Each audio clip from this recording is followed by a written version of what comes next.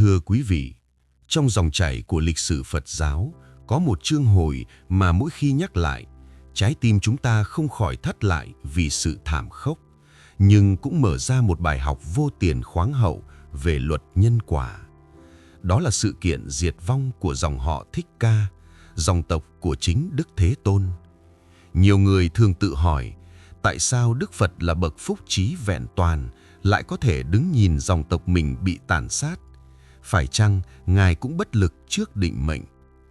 Hôm nay, chúng ta hãy cùng ngược dòng thời gian về thành Ca Tỳ La Vệ để tìm hiểu về ngọn lửa hận thù đã thiêu rụi một đế chế.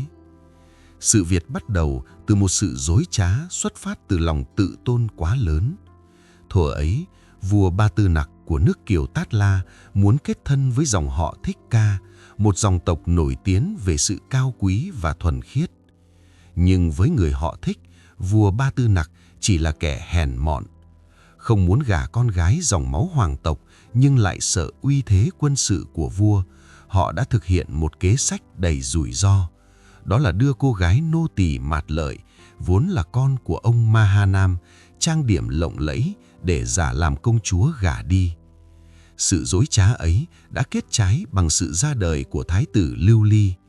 Năm 8 tuổi, cậu bé Lưu Ly về thăm quê ngoại Ca Tỳ La Vệ.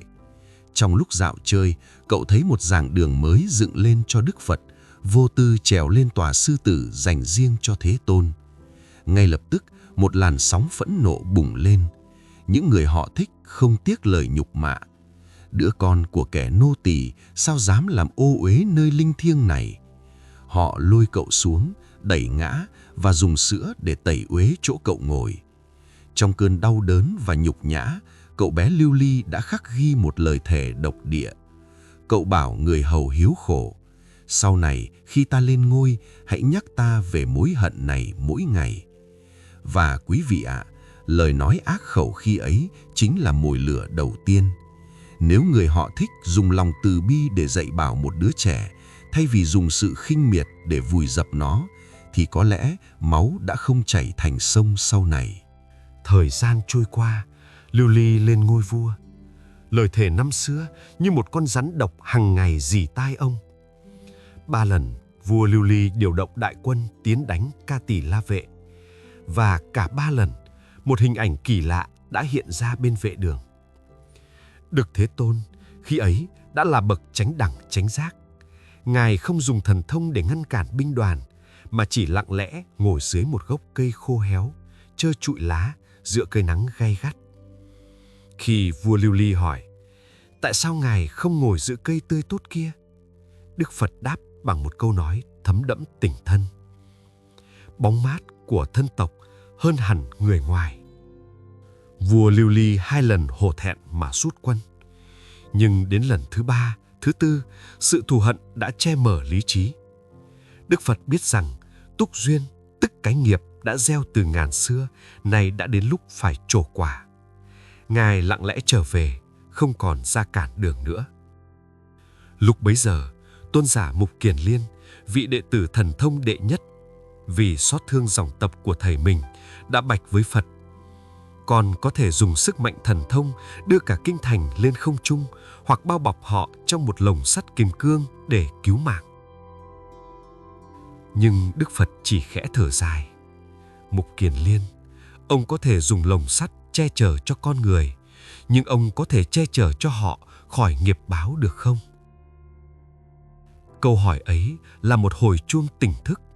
Nhân quả là một định luật thép, không một sức mạnh thần thông nào có thể can thiệp khi duyên đã đủ.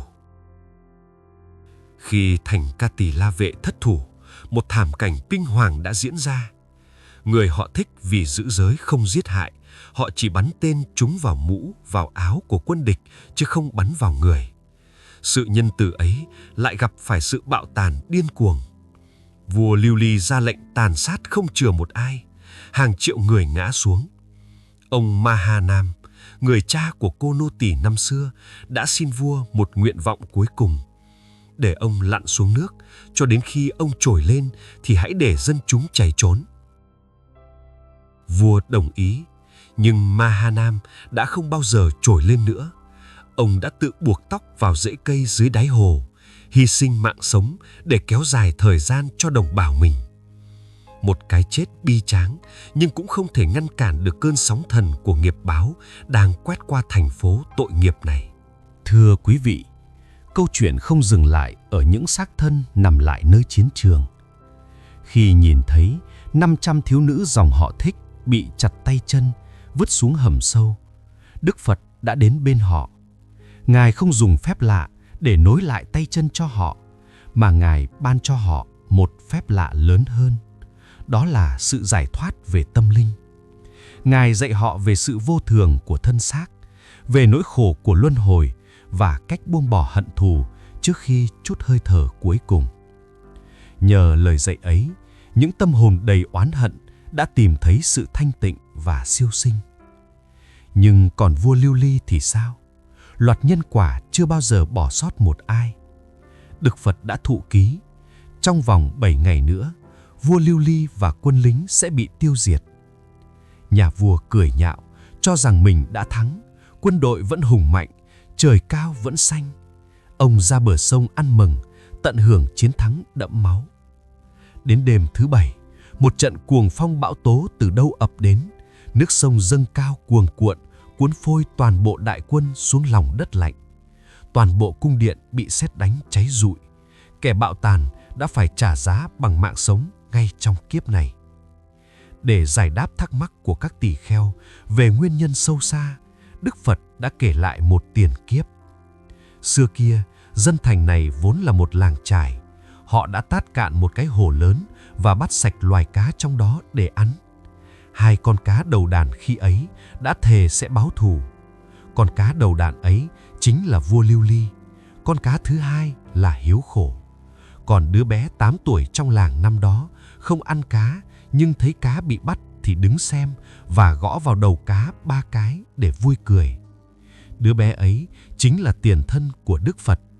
Vì thế, dù đã thành Phật, Ngài vẫn phải chịu quả báo bị nhức đầu suốt 3 ngày khi dòng họ Thích bị tàn sát. Quý vị thân mến, câu chuyện về sự diệt vong của dòng họ Thích không phải để chúng ta bi lụy, mà là một lời nhắc nhở đanh thép về sức mạnh của nghiệp lực. Một lời nhục mạ, một cái gõ đầu vui vẻ hay một sự kiêu ngạo về dòng tộc, tất cả đều là những hạt giống. Đức Phật không cứu dòng họ của mình bằng thần thông, vì Ngài biết rằng không trả hết nợ cũ, họ sẽ còn mãi luân hồi trong đau khổ. Ngài cứu họ bằng cách dạy họ đối diện với cái chết bằng tâm thế bình thản và từ bi nhất. Khép lại trang sử đau thương này, mong rằng mỗi chúng ta sẽ cẩn trọng hơn trong từng lời nói, ý nghĩ và hành động. Đừng gieo mầm hận thù để một ngày kia không phải gặt hái bão giông. Cảm ơn quý vị đã lắng nghe. Chúc quý vị một đời an lạc và tỉnh thức.